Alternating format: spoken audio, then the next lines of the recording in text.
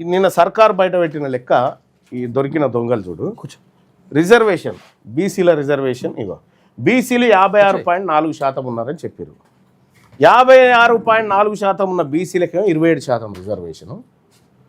ఇప్పుడు వాళ్ళ లెక్కలోనే బయటపడ్డది ఏంటంటే ఈడబ్ల్యూఎస్కి అర్హత ఉన్నటువంటి వాళ్ళు 5.3% ఉన్నారు, రెడ్లు వెలమలు, వాళ్ళకి 10% రిజర్వేషన్. ఈడబ్ల్యూఎస్ కోట అది. మనమేమో 56.4% ఉంటే 27%, వాళ్ళు 5.3% ఉన్న వాళ్ళకి 10% రిజర్వేషన్, డబల్ రిజర్వేషన్ తీసుకుంటారు. వాళ్ళ మొత్తం జనాభా కూడా 11%. వాళ్ళ మొత్తం జనాభా మళ్ళీ ఎంత 11.9%. బయటపడ్డది. 1% కూడా ఇస్తే అయిపోతున్నాయి. ఇక దామాషా సిద్ధాంతం లోపం తలసరి అవకాశాల విశ్లేషణ. రిజర్వేషన్ కోటా డివైడెడ్ బై జనాభా శాతం.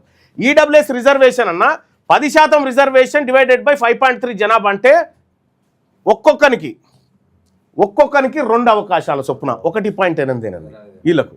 మనకి ఒక్కనికి సగం అవకాశం కూడా లేదు ఉద్యోగాలన్నా. ఇవి సర్కారు లెక్కలే. అంటే ఒక ఈడబ్ల్యూఎస్ అభ్యర్థికి లభించే తలసరి రిజర్వేషన్ అవకాశం ఒకటి బీసీ అభ్యర్థికి లభించే అవకాశంతో పోలిస్తే దాదాపు 4 రెట్లు ఎక్కువ బీసీల కంటే రిజర్వేషన్. మరి ఎవరి సొమ్ము ఎవరు తింటుండన్నా? రిజర్వేషన్లు బీసీలకు ఉన్నాయి మాకు లేవని చెప్పి ఎవరి సొమ్ము ఎవరు తింటుండన్నా? పేదరికం అనే భ్రమ చట్టం వర్సెస్ వాస్తవం విషయానికి వద్దామన్నా.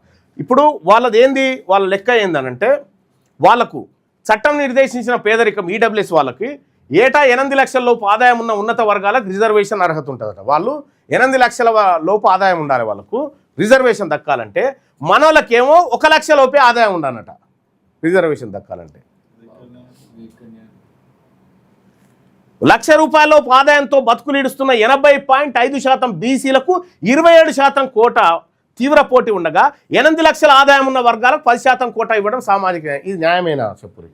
ఒకరికి 8 లక్షలు, ఒకరికి ఏమో వాని కట్ట 8 లక్షలు దాకున్నా వానికి రిజర్వేషను. మనోనికి ఏమో 1 లక్ష రూపాయలు దాటి 1 రూపాయి కూడా లేదట ఇంక రిజర్వేషన్. మళ్ళీ క్రిమిలేయర్. ఇక్కడ ఆర్థిక అంతరాలు ఎవరికి ఎంత అన్న మన దాంట్లో ఇప్పుడున్న బీసీలలో 80.5% మందికి 100% మంది బీసీలకు 1 లక్ష రూపాయల లోపు ఆదాయం అన్న. అంటే 80% మంది పేదరికంలో ఉన్నారు. 80.5% మంది పేదరికంలో ఉన్నారన్న. వాళ్ళు చూడన్న 56.2% మంది 1 లక్ష లోపు ఉన్నారన్న. వాళ్ళు 1 లక్ష లోపు ఆదాయం ఉన్నటువంటి వారు బీసీలు 80.5% కాగా ఓసీలు 56.2. అంటే 1 నుంచి 5 లక్షల ఆదాయం ఉన్న ఓసీలు 30% మంది ఉన్నారన్న. బీసీలు 16% ఉన్నారన్న. ఆర్థికంగా మీరు బలంగా ఉంటారు, భూములు ఉంటాయి, అన్నీ ఉంటాయి, మళ్ళీ మీకు రిజర్వేషన్. మనకేమో 56% ఉన్నారని మీరే చెప్తారు, 27% రిజర్వేషన్. ఆర్థికంగా అత్యంత వెనుకబడిన 80% బీసీ జనాభాకు దక్కాల్సిన వాటాను ఆర్థికంగా మరింత స్థిరంగా ఉన్న ఓసీ వర్గాలకు పంచడం ద్వారా అసమానతలు మరింత పెరుగుతూ ఉన్నాయని చెప్పి ఇక్కడ చూడొచ్చు అన్న. ఇక దయనీయ స్థితికి నిలుటద్దం కాంపోజిట్ బ్యాక్వర్డ్నెస్ ఇండెక్స్ అన్న. ఈ సిబిఐ అంటే కాంపోజిట్ బ్యాక్వర్డ్నెస్ ఇండెక్స్ అన్న.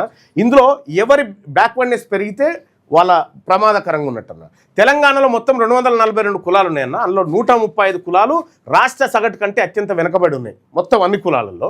ఈ 135 అత్యంత వెనుకబడిన కులాలలో 69 కులాలు బీసీలే అన్న. 69 కులాలు బీసీలు వెనుకబడి ఉన్నారని చెప్పి ఇక్కడ క్లియర్గా చెప్తా ఉంది. 71% బీసీ జనాభా రాష్ట్ర సగటు కంటే అధ్వానమైన సామాజిక ఆర్థిక స్థితిగతుల్లో ఉన్నారు. ఎవరు వెనుకబడ్డారన్న? బీసీలే కదా. బీసీలు వెనుకబడ్డారు కదా. వీళ్ళకి సర్కారు లెక్కలే, నాయ కూడా కాదు.